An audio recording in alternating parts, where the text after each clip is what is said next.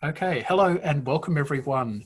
So today we've got Tim who's going to talk about EIP-1559 and other things. So Tim, do you want to introduce yourself as a starting point? Sure. Hi everyone. I'm a product manager here at Pegasus. Most of my work focuses on Hyperledger Beiko, which is our Ethereum 1 client. And out of that, most of my time is spent on mainnet. Part of mainnet is obviously the EIP process. And EIP-1559 is an EIP that the Beiko team has been leading the implementation for. We didn't write this EIP. It was originally by Vitalik, and then some other people took the torch and pushed it forward, and then some other people took the torch from them, and then it had kind of stalled. So we wanted to push it back forward, and that's what we're doing now.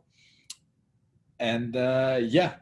As you may have noticed, I said I'm a product manager, not an engineer. So this presentation will be probably a bit more high level than some of the other engineering presentations.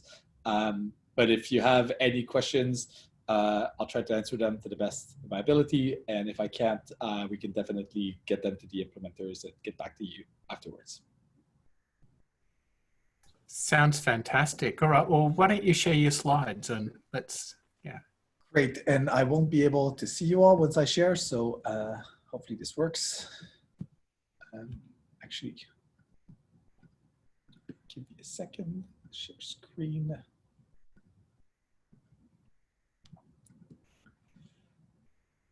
Okay, can people see this? Yep. Yep. Great. Okay, so at a high level, here's what we're gonna go over today. First things first, I just wanted to highlight what are the actual problems that EIP-1559 is trying to solve.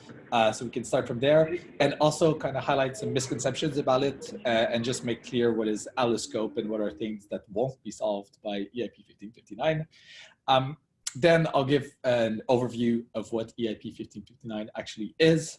And I think there's three core parts to it, so we'll dive a little deep into each of them.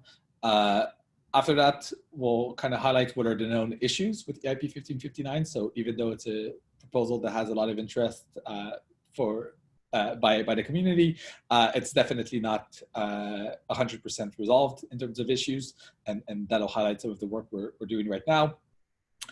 And then finally, to address some of these issues, there's another proposal that's been brought forward that's called escalator fees now. So that'll be kind of a nice introduction into that. And once that's done, we can have some Q&A. There's also a couple spots in the presentation that I've left for Q&A. And if you have anything that's just unclear or that you want me to like repeat or explain a bit better, feel free to jump in throughout. So, quick disclaimer, I guess, before we get started.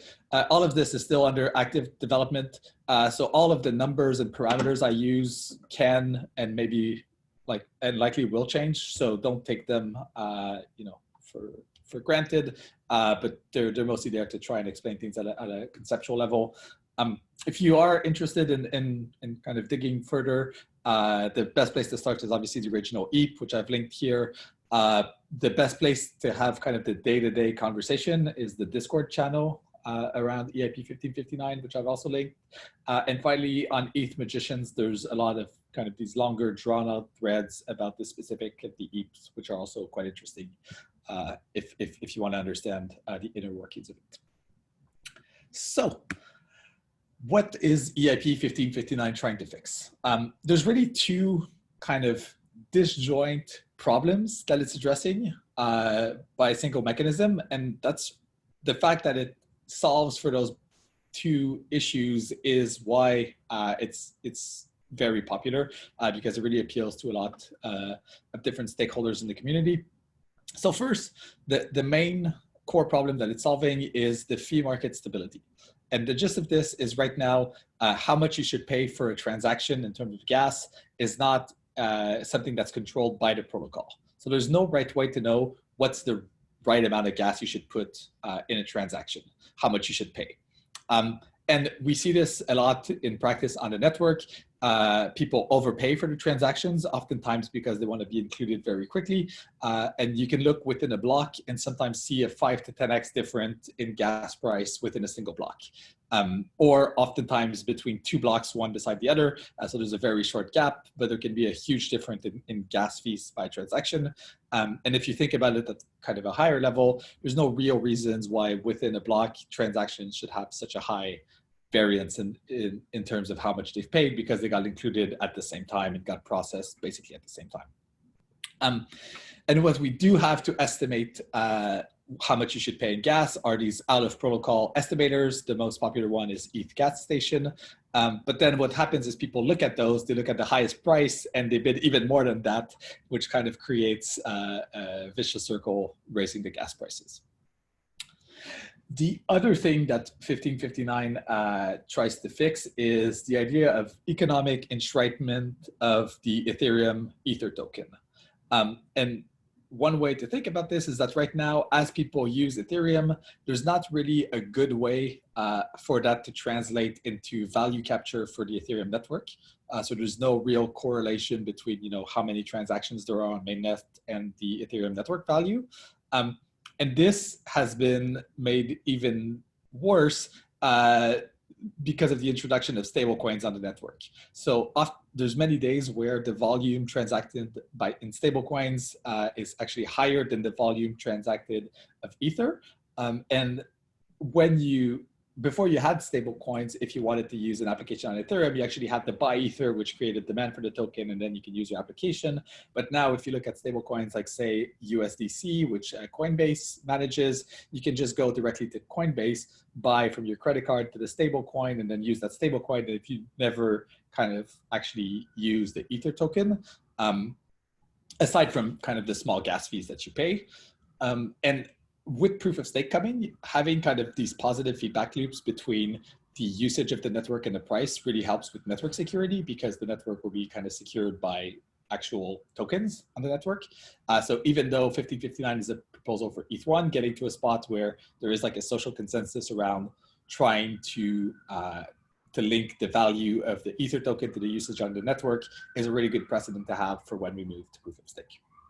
So these are really the two big issues that 1559 is trying to address. And related to that, there's two big misconceptions. So the two things that we're not trying to fix with EIP-1559 that a lot of times people think 1559 will fix are high gas prices and the inflationary supply of ETH. So there's this, on the first side, there's this common conception that once we have 1559, gas prices will go down. And that's not really true. So as long as the demand for gas is kind of bigger than the supply, the gas price will continue to rise. And the only real way to change that is by having more supply or less demand. And on the less demand side, you're basically saying less people should use Ethereum. That's not great. And on the more supply side, you have things like ETH2, like sidechains, rollups, and whatnot. And so 1559 doesn't really make a huge difference here. What it does do is reduce overpaying for gas. So it'll make kind of the intra-gas prices within a block more consistent. So that means that the gas price can be very high, but you know that you're paying the market rate and you're not overpaying on it. And at the margin, if there's large spikes of demands, it'll help kind of boost the price up and back down quicker than our current model. But if you assume that there's kind of sustained demand for people to use Ethereum more than there is supply, it's not going to have a major impact on the gas price. And then the other misconception is that because in EIP 1559, part of the transaction fee is burned, which we'll get to in more detail later, people think that will lead to negative issuance of Ether so that you go from an inflationary supply to a deflationary supply. And that is only true in cases where your block reward is smaller than your transaction fees within a block. And historically, it's been usually on the order of like 10 to 100 times more rewards in the block rewards than the transaction fees. Recently with DeFi, there's been a couple of days where transaction fees have actually exceeded block rewards. But until that's the case consistently, you don't get to a spot where the supply is deflating. So hopefully that clears these misconceptions out.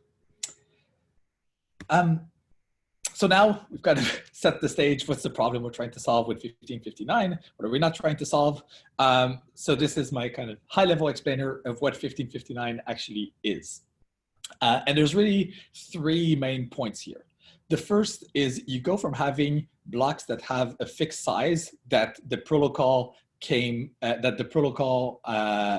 fills. So right now we have 12.5 million gas blocks on mainnet, which are 99% of the time full, to instead having blocks that have a variable size that can go up to twice as much as our current size. So that would be 25 million gas. And we aim to keep those blocks 50% full. So most of the times you want these blocks, which could handle 25 million gas, to be around 12.5 million. And then you require that every transaction pay a protocol-defined fee instead of a user-defined transaction fee. This protocol-defined fee is called the base fee, which is the minimum that a transaction will have to pay in a block to be processed. So if you have a transaction less than that, you make it part of the consensus rules that it can't be processed. And then alongside with this base fee, there's an optional tip that can go to the miner because, and this is the third point, you burn the base fee, part of the transaction fee. Otherwise, miners could collude to keep it high. So this is kind of a mouthful, but again, to just summarize that, you have these variable blocks which have a base fee associated with them. And this is the minimum that transactions have to pay to be included. And you get the predictability of that information being part of the protocol, so you can know what the base fee in the current block actually is, rather than to try and estimate what's the average gas price that people have paid to get included in the block. And then if you didn't burn the base fee, the problem that you have is that miners could do a whole bunch of tricks to just keep it constantly high and get it for themselves. But if you burn this fee, miners really have no incentive to keep it high or low. What they're optimizing for is to then have just high transaction fees and high usage on the network. And how this all gets tied together is that if there's more usage on the network, so if you go above 50% of your blocks that are filled, you start raising your base fee. And the maximum that you can raise it is right now 12.5% per block. So that means if you have a block with 25 million gas, on the next block, the base fee is up 12.5% higher than it was, and so on and so forth. And similarly, as you have less and less demand on the network, so if blocks are less than 50% filled, you start lowering the base fee up to, again, a maximum of 12.5% per block. So you have this mechanism which adjusts how much it costs to process a transaction based on how much demand there is for block space on the network. And that's really kind of the gist of EIP-1559, is you're trading off the volatility that we currently have on the transaction fee side for volatility on the block size side.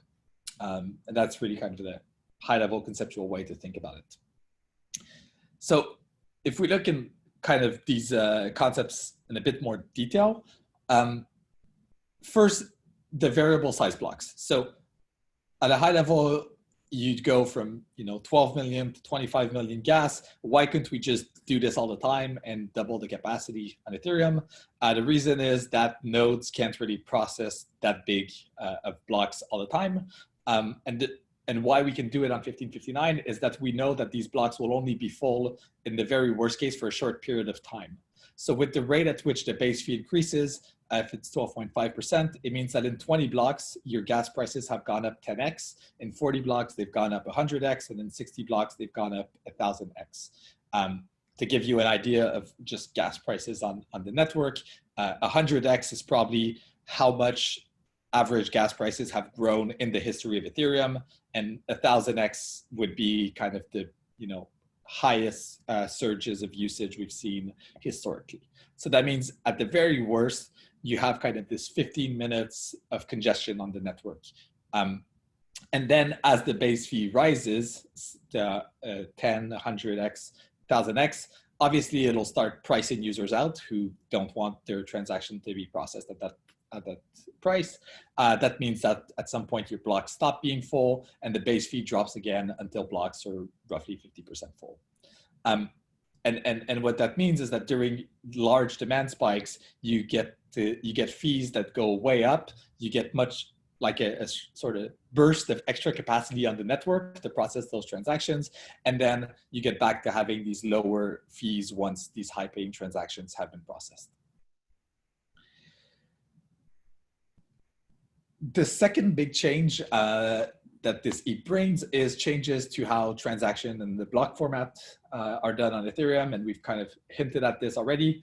But at a high level, how it would work is that this base fee that we keep talking about will be added to the block headers. So you can just query a block header and know what the base fee is for that block and historically what the base fee was. And then gas premium and fee caps are the two fields that you add for the transaction. Fee cap represents the maximum that a sender is willing to pay. And gas premium represents a tip for the miner that you pay above the base fee. So the way this works is that you specify your fee cap, so your maximum amount, your gas premium, how much you'd like to give to the miner, and then you'll pay the base fee plus the gas premium and get refunded the fee cap. So that means it gives you kind of some wiggle room if the base fee is moving in the meantime. You don't have to necessarily resubmit your transaction. And obviously, if you've played with Ethereum a lot, you realize that any application that would send a transaction would break under this. So things like MetaMask, like hardware wallets, and so on. So the plan to minimize that that pain for every kind of application developer is to have a transition period where we support both types of transactions on the network. So we'll go from having kind of 0% 1559 style transaction and 100% legacy to over some long period. I think the last time I checked, it was 800,000 blocks to go to having 100% 1559 style transactions and then no block space for legacy style transactions. And finally, the last part, which we've already kind of touched on, is the idea of fee burning. So again, because miners could just keep the base fee high otherwise and kind of impose this cost on the entire network, we burn the base fee part of the transaction. So miners have no kind of preference as to whether it's high or low. But the miners still get the tip, which is called gas premium, and the block reward like they currently do.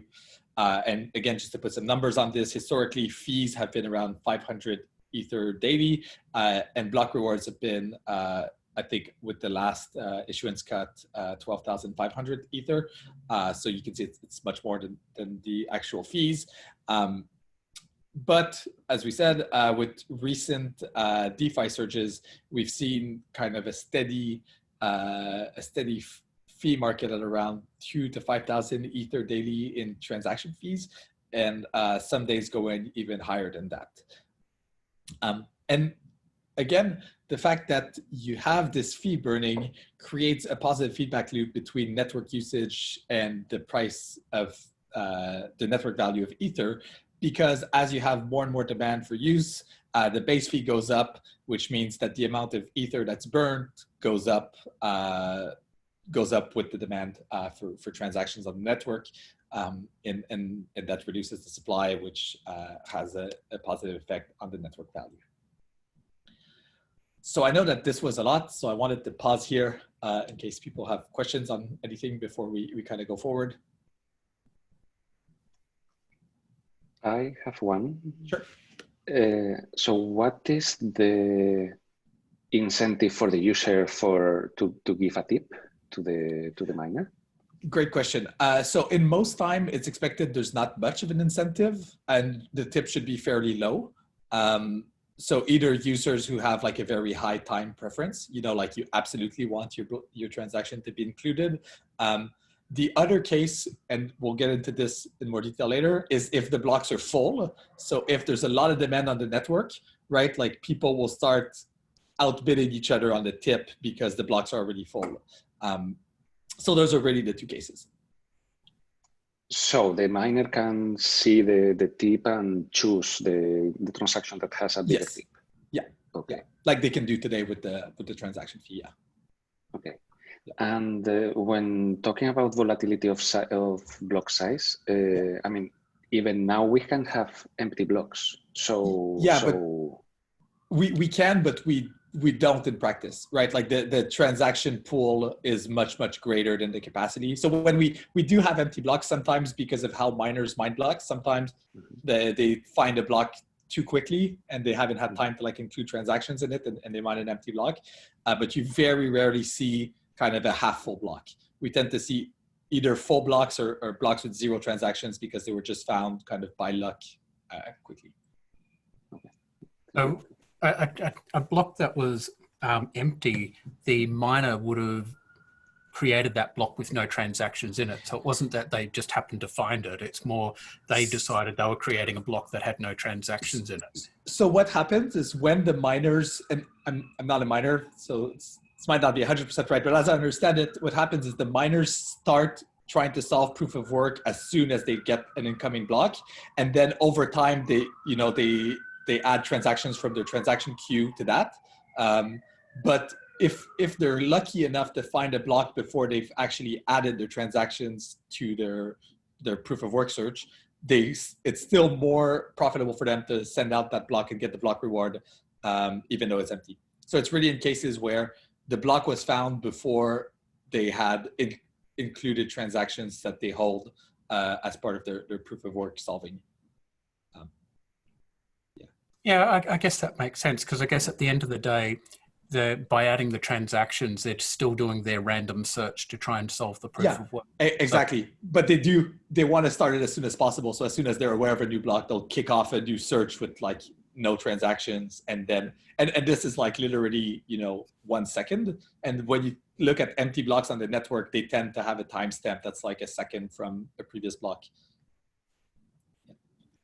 But then you'd think you would have a range of fullness of blocks, like, so your transaction pool was empty. Yeah. That's why you didn't add any transactions to the block. That's probably something to do with like, I don't know how, what's the software called? Stratum is set up. So I'm not enough of a mining expert, but I assume it's like something to do with like the transactions in and of themselves are not that big to send. So I can imagine it's like something blocking something else and like it's quick enough to update the job. But yeah. I've never mined to that level of sophistication. That's, yeah. Okay, thanks. Yeah. Yeah. And Etherscan has some really good charts about block usage on average daily, and you can see they're pretty much full all of the time with like some minor spikes. But in general, I think for the past 2 years, Ethereum blocks have been as full as can kind of be. Any other questions? Thoughts? Okay.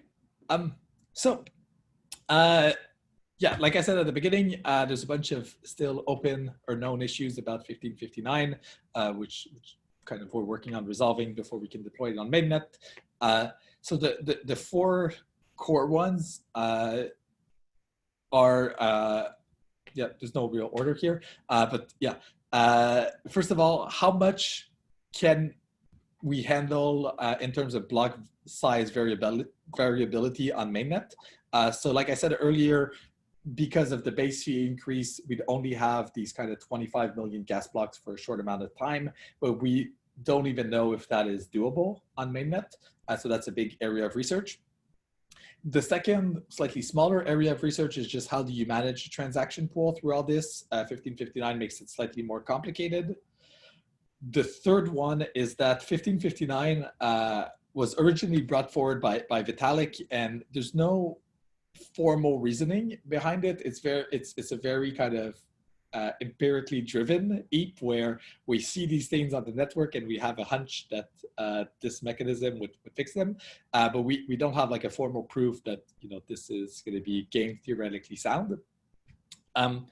And then the fourth big issue is kind of what you brought up, Horatio, where what happens when the blocks are full and you start having first price tip auctions, which is basically the model we have today. So looking into those, first one, minimum viable block size. This is really an issue mostly because of mainnet. So because mainnet has such a large state size and there's potential denial of service risks, it's not clear that even for a short period of time, we can process these blocks that are twice as large as normal, because you have kind of the average case where there'll be normal transactions, but you can also have cases where people would craft malicious blocks, and the way to do that is they pick opcodes that are chosen by being priced too little in terms of gas relative to how long they take to execute. So this is already a risk on the Ethereum mainnet, but people could kind of exploit that even further with blocks that are twice as big. And just to give a bit of historical context here, the original proposal for 1559 was to have blocks that had like a 3x slack factor and that are only a third full. But just eyeballing that, the Get team said that would be absolutely impossible on mainnet. So it was reduced to 2x and 50% full. At the same time, even though this is a pretty serious issue, it's worth considering like what's the cost of something like that. Because if you take gas prices of like 100 gwei, which is high, but I think it was the price at which I did that presentation, then this attack kind of gets pretty expensive pretty quick, because the cost of the base fee will go up quite rapidly. And if you compare it to a 51% attack on Ethereum, it rapidly becomes more expensive. So this is something where we know Ethereum is already kind of unsafe if somebody has the amount of resources needed to do a 51% attack. So we obviously want to minimize the risks here, but within the bounds that the system is meant to operate with. And to address this, this is a lot of the work that we've been doing with Beiko along with the Vulcanize team. We're trying to set up testnets to mock EIP-1559 and see how the client responds under stress.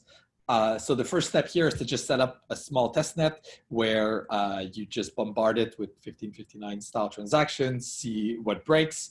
Assuming that you get that working quite smoothly, you'd want to use an existing testnet with a large state. I believe Robston has the biggest one. Fork that, and again, run the same process, see if you can cause a denial of service on the network. Or alternatively, you want to create a new testnet and just have a large number of contracts deployed on it and have high usage. So again, you can get a pretty large state size. And in my opinion, this is probably the biggest risk to this whole EIP. Because if we can't prove that like Geth and Open Ethereum and Beiko can handle, say, 50 minutes to half an hour of 25 million gas bad blocks, it just might not be possible to do this EIP. And if we just look like anecdotally on mainnet today, with Beiko, we've seen some times where there's some blocks that have a lot of state access heavy transactions that cause us to fall behind head sometimes. And some Get nodes have had issues last year when they were trying to process large blocks generated by Starkware during some of their tests for, I believe it was EIP 2028. So we do have some data to say that like when blocks get really big, we already have some issues with clients today. So if we make it twice as worse, it's not clear how much how long the clients can process those blocks. The other challenge with 1559 is just transaction pool management. And what's a bit odd about this is that transaction pool behavior is not part of the consensus, so it's not specified in the EIP. Every client is free to choose how they want to implement it. And right now it's quite easy to do the transaction pool where you just sort by gas price and nonce. And if there's invalid nonces, you discard them. If transactions are too old, you discard them. So it's pretty simple. But then for 1559, it gets a bit more complicated because it's not clear how long you should keep transactions if the base fee starts being higher than the fee cap. Because if it's just like a one-off spike in demand, then the base fees should fall back pretty quickly and that transaction could be valid again. But if it's just like sustained high usage, maybe that transaction will never be executed. So you need to do a bit more readjusting there. And also once we have this transition period where we have both legacy transactions and 1559 transactions, you need to keep 2 transaction pools along in your client, and it's not clear there if there's any potential denial of service issues within the transaction pool. Then the third big issue is around basically formally proving that this EIP does what it's intended to do. So this is a pretty large change that we're doing to how fees and block size and transactions work on Ethereum. And it's based kind of on empirical data, but not on like a solid proof. So the three things that are being worked on in that area are the test nets that I mentioned earlier, which again should validate that our empirical kind of hypotheses are correct and that we can do this.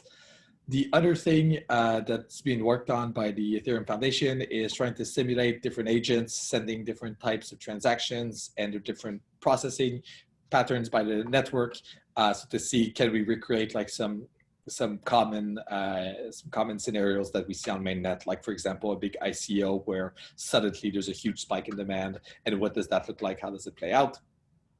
And then finally, there's some work that's going to be started around just trying to do a more game theoretical analysis of 1559, the escalator fees, which we'll present after, and the current model, and how they relate to each other, and what are kind of the incentives for miners, for users, and whatnot. And again, here it's worth noting that we do want 1559 and the other potential proposals to be secure, but they only have to be as secure as Ethereum, which we already know kind of fails in certain circumstances. And then the last big issue is this idea of first price tip options. Like Horacio pointed out, we move away from our current model, but when the blocks are full, the tip is the only way to differentiate between transactions. So that means that the network kind of reverts back to where it is today. And another potential issue with the tip is that all of the wallets will have an incentive to have their tip be the highest, so that their users' transactions get processed first. So say that MetaMask puts a tip at 1 Gwei, then maybe Coinbase wallets puts it at 2 Gwei, so then some other wallet puts it at 3 Gwei, and it's not clear where the equilibrium for like what the standard tip will be ends up, because it directly affects kind of the UX of the users using those wallets. Sorry, Tim. Yep. For that, I don't understand that point. So if a block's only 50% full, why would you put a tip in at all? Because you just think, oh, look, if my transaction goes in, then the block will be 52% full. But the wallets might want to do that. So the user might not do that, but the wallets might have that as a default, right? Because MetaMask wants miners to process their users' transactions before they process Coinbase wallets transactions. So they can just look at whatever is the average tip on a network and do slightly more than that, and assume that miners will put in those first. And you're right, if that leads to having blocks that are more than 50%, it'll raise the base fee again, but they might still keep their tip high because they still want to be the first even once the base fee is higher. So there is probably like some equilibrium where that stops, because then the users could get a cheaper option at another wallet by having a lower tip. But it's not clear that that's optimal, just because there is kind of this bidding war between the different wallet providers. Does that make sense? I think so, yeah. Yeah. And if you're interested, this is something, so Dan Finlay, the founder of MetaMask, is the author of the kind of counter proposal to 1559, which tries to address that. So yeah, he has some good thoughts on this as well. And yeah, so basically to solve this, there's like 3 things that you can do, right? First of all, you just do nothing. And kind of like you were saying, Peter, most of the times the blocks won't be full. Most of the like first price auctions that will happen will probably be when the blocks are actually full, and that's quite infrequent. So that makes 1559 just a net improvement over where we are today, and it's fine if it's not perfect. The second proposal is, again, this proposal by Dan Finlay, which is called escalator fees. And so instead of using this base fee that changes every block and a tip, you instead keep our current model and just use 4 parameters instead of 1.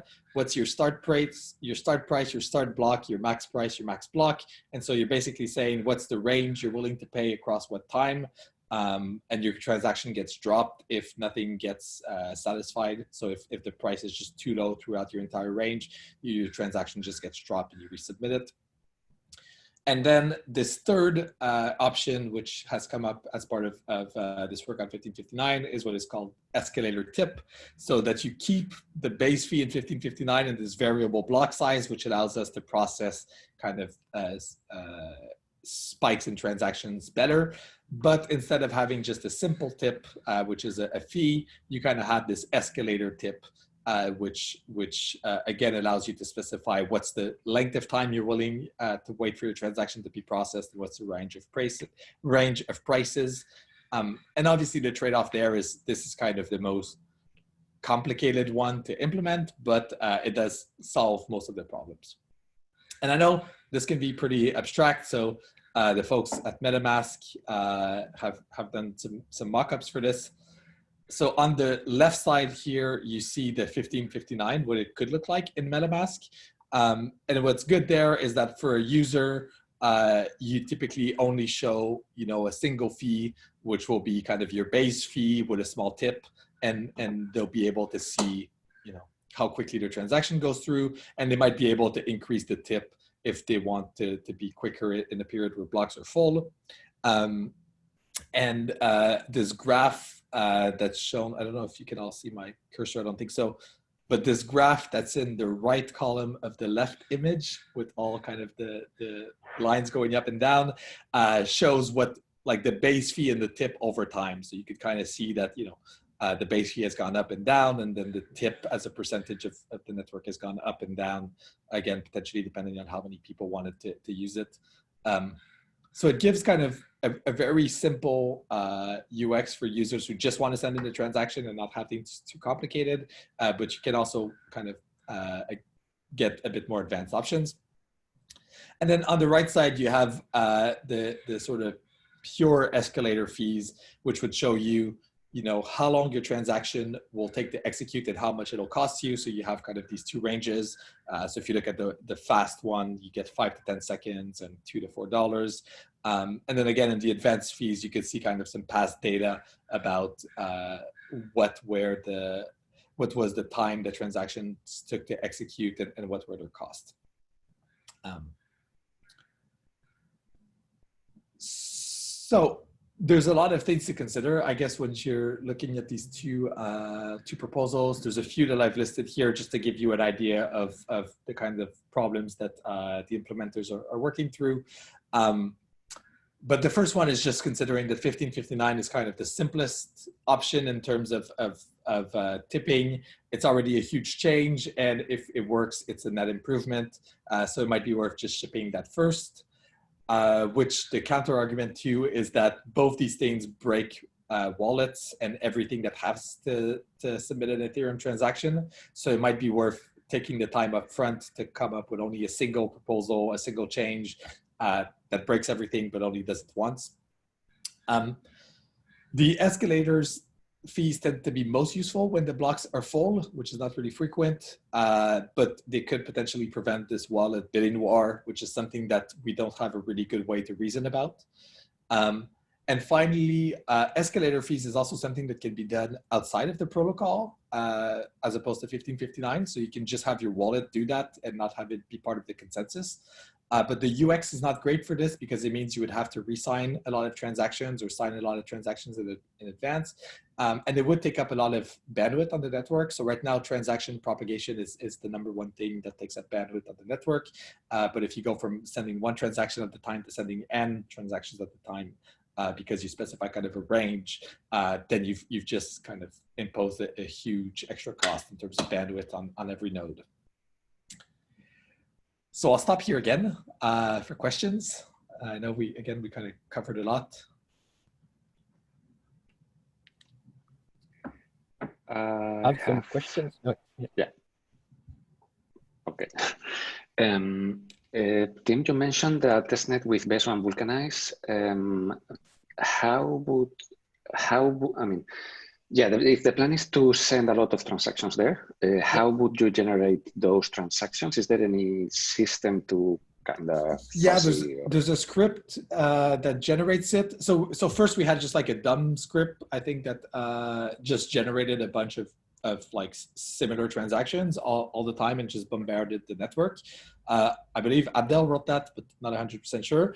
And then the EF is working on some more realistic scripts, which would mimic kind of user, like, usage on the network over time. So Barnaby at the EF is the one working on that. I haven't had the time to dig into specifically how he's doing it though. Can you repeat the name? Barnaby, Okay. Barnabe. Okay. Yep. And I think I maybe have, so he's definitely in the 1559 Discord that I mentioned at first. So he could answer questions there. And I think I might have another link to some of his stuff at the end. Okay. And you mentioned the formal game theoretical proof. Yeah. Do you have any example of something like that done before? There's a paper I was pointed to, but I didn't read, which I was told was that. I can send it to you. But yeah, okay, basically it's just a model, like, if we do that, what are like miners' incentives over time, and what are users' incentives over time, and do they converge to what we'd expect they would? But there's definitely not a ton of work in that area yet. Okay. And another one, maybe you mentioned this, but I missed it. Is the base fee ordering or cutoff point mandatory for the miner, or can it choose? Yes. No, he could not. The miner could not include a transaction that's under the base fee, because it would be it would basically break a consensus rule at that point. Uh-huh. So the base fee is saying like a transaction can't be executed in this block if the base fee is less than X. Yeah. Okay. Yeah. I don't know about more, so I don't, but I guess that would be in the client. You'd have to like hack your client, right? But like, I don't know the implementation well enough to see if you put a base fee that was more than the minimum, how the check happens. But yeah, I think all the clients will kind of support it in a way that like within a block, if the transaction is less than the base fee, it doesn't get executed. Frank, I think you had a question as well. Yeah, I had a question related to what Horacio asked, the second question he had. So you mentioned formally proved and then games and so on. So do you know which type of game theoretic approaches are used to analyze this type of framework? No. Problem. And there's been a few. You mentioned as well equilibrium, so I thought it came from Nash equilibria and stuff like that. So there's no one that's like officially confirmed on this yet. There's a couple people that have been like approached and that are considering doing this work, and I think they'll all bring their different flavor to it.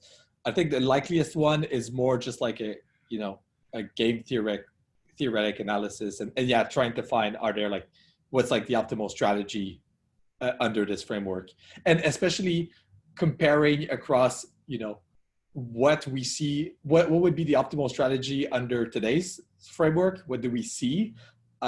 Because I think in practice, what you find on Ethereum is a lot of stuff that would be sometimes optimal for miners or for individuals users actually doesn't happen. So it's worth noting like that difference between what our fee market permits and what we see, and then looking at what would be possible under the new model. But it's still very early. There's no there's nothing that's been set yet. So is there not a formal proof, but a simulator for this game that you can, or this type of system that you can use to? And that's a different area. So there has been some simulation already, and that's the work that Barnaby is working on. But I think that the pushback that the community gives on the simulations is just like we'd like to see something a bit more I don't know, mathematical, if that makes sense, where it's not just a bunch of agents running against it and so I think as a formal methods person I would say yes, but it's extremely hard to study these types of games with many players and coalitions and uncertainties and timings and so on. And that's so maybe for the time being simulations is the best you can and that's the counter argument is like these like the Ethereum is so hard to model that everybody that tries to model Ethereum typically like ends up not doing a good enough like a representative enough model, and will maybe get better data just running a test net and you know, giving $5,000 to whoever breaks it than we will by trying to model it perfectly. Actually, my question was not about, let's say, formally prove something, but to get an idea what type of games is being played in this context, because you may get some properties of those games, right? You may say, okay, this type of games is robust against this, but not robust against that, and so on, rather than trying to formally analyze it, but to categorize somehow. Yeah, and I think this is where looking at what we have today is really valuable too, because I spoke a little bit to researchers. I'm definitely not an expert, but like it's much easier to contrast, you know, Ethereum today to Ethereum with 1559 than it is to like start from scratch and try to define everything. Yeah. An example, for instance, you were mentioning optimal strategies.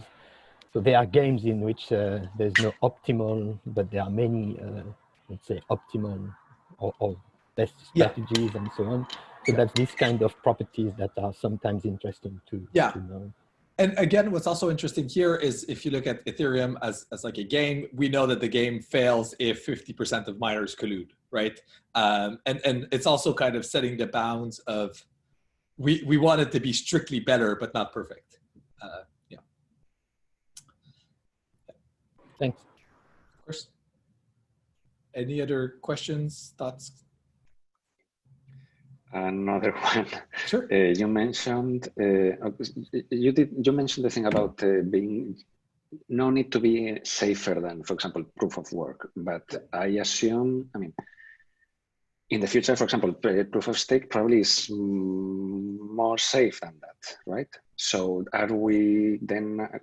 So good question. The consensus part of ETH1 won't move to ETH2, right? So once we move to proof of stake, the 1559 will kind of disappear. There's a lot of proposals, well, some early proposals for, you know, 1559 style fees on ETH2, but the models are so different that you basically have to start from scratch again. I think what's good, like personally, one argument I see towards deploying 1559 quicker, assuming it's, you know, relatively safe, is that it'll give us a lot of data for whatever we want to do on ETH2 in terms of fees.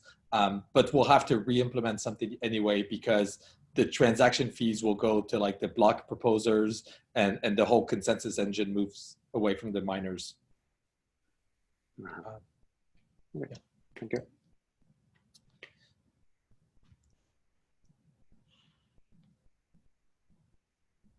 Any other questions? Okay, I think, yeah, so kind of the final slide. Yeah, so EIP-1559 is a big proposal. Again, at a high level, you're trading out volatility in block sizes to dampen the transaction fee volatility. There's a lot of stuff we need to do to prove that it's safe before we can deploy it. The biggest one of it being, can clients actually manage large blocks? And then what the best tip format is, how do we define 1559 in terms of a game, and how do we simulate it appropriately? I had a couple more links here.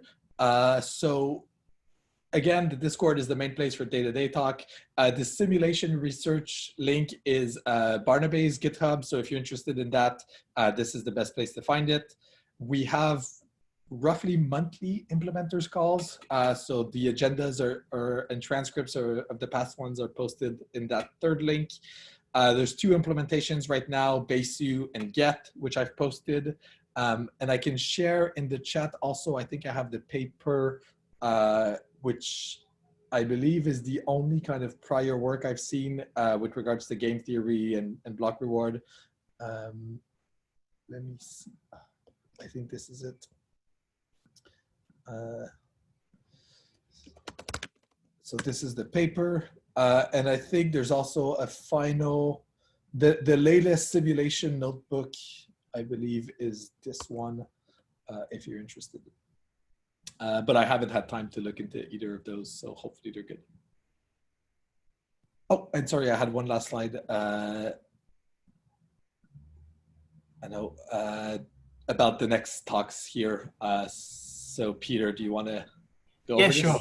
Yeah, I will. So thank you, Tim. I mean, and everyone give him a clap, whether it be a virtual one or a real one. Yeah, so thank you. That was awesome. And I know I've learned a lot, and I'm sure so has everyone else.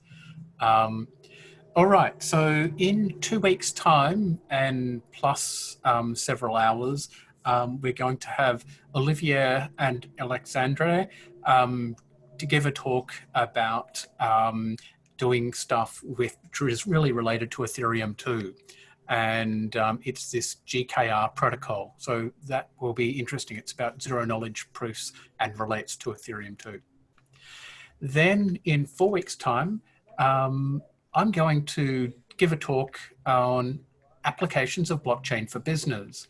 And so this talk is going to go pretty much from assuming you know nothing about blockchain to telling you all about blockchain, all about Bitcoin, Ethereum, altcoins, ERC20, STOs, ICOs, and then work through stable coins and the DeFi and supply chain and the many other applications of blockchain. And so it might be about 1.5 hours.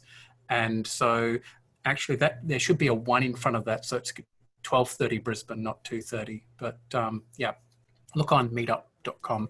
And then in 6 weeks' time, Jacob Cantel from MetaMask is going to give a talk on using MetaMask for application developers and how to get the most out of it and how to integrate it into your application workflow. And we've got many more talks coming up headed towards Christmas as well, but those are the ones that are locked in at the moment. And if you've got a great idea for a talk and are just dying to tell people about, say, the latest features of Hyperledger Besu or something like that, Madeline, or anyone else for that matter, then please get in contact and yeah, we're more than happy to schedule a talk. Yeah, so thank you again, Tim. Sorry, I lost the Zoom button. Yeah, glad to be on, and thanks everyone for sitting through this. All right. Well, cool. All right. Well, see you later, everyone. Bye-bye. Bye. Amazing talk, Tim. Thanks.